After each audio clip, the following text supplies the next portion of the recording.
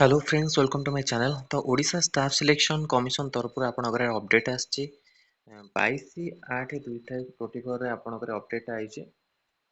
List of candidate provisionally shortlisted for the certificate verification for the post of junior MBA relating to the CTSA 2023। तो सेमानको result publish होईछि certificate verification से आपनको देइछि shortly website of the commission. आपण regular touch रहंतु आपण माने जानि परिबे तार अपडेट भी आसी पारा।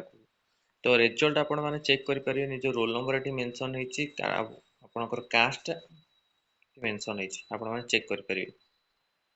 टोटल आप कैंडिडेट होती 97 कैंडिडेट शॉर्टलिस्टेड होती सर्टिफिकेट वेरिफिकेशन पे।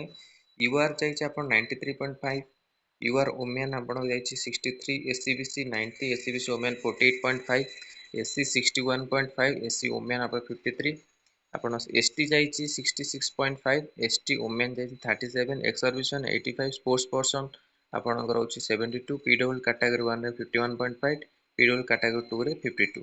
तो आपण मानकर ये सब last selection mark different category रोचे आपण माने जाई चेक करि परिबे। आर पीडीएफ आपण मानको टेलीग्राम चैनल मिल जिवो। Telegram channel link video description मिल जिवो, सेटु आपण माने जॉइन करि डाउनलोड के देख परिबे।